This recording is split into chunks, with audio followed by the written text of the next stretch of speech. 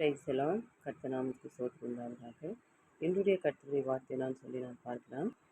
Sam's chapter 36 verses 9 நாம் பார்க்கலாம். ஜீவ ஊற்று உம்மிடத்தில் இருக்கிறது, உம்முடைய வெளிச்சத்தில் வெளிச்சம் காண்கிறோம் அப்படின்னு சொல்லி நாம் பார்க்கலாம். ஹல்லேலூயா. ஸோ இந்த ஜீவ ஊற்று யாரிடத்தில் இருக்கிறது? கர்த்தரிடத்தில் இருக்கிறது. இந்த வெளிச்சம் யாரிடத்தில் இருக்கிறதுன்னு சொல்லி பார்க்கும்போது கர்த்தரிடத்தில் இருக்கிறது. ஸோ நாம் அந்த ஜீவ ஊற்றும் அந்த வெளிச்சத்தை நாம் காண்கிறோம் அப்படின்னு சொல்லி நாம் பார்க்கிறோம். பிரைஸ் எல்லாம் உம்முடைய வெளிச்சத்திலே வெளிச்சம் காண்கிறோம் அப்படின்னு சொல்லி நாம் பார்க்கிறோம்.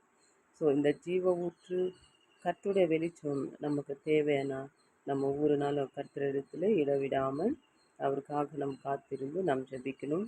ஹல்லேலூயா. அவருக்கு ஏற்றவனமாக நடக்கும்போது உண்மையாகவே கர்த்தர் நம்மளை அப்படியாக ஆசீர்வதிக்கிற தேவனாக இருக்கிறார். ஹல்லேலூயா.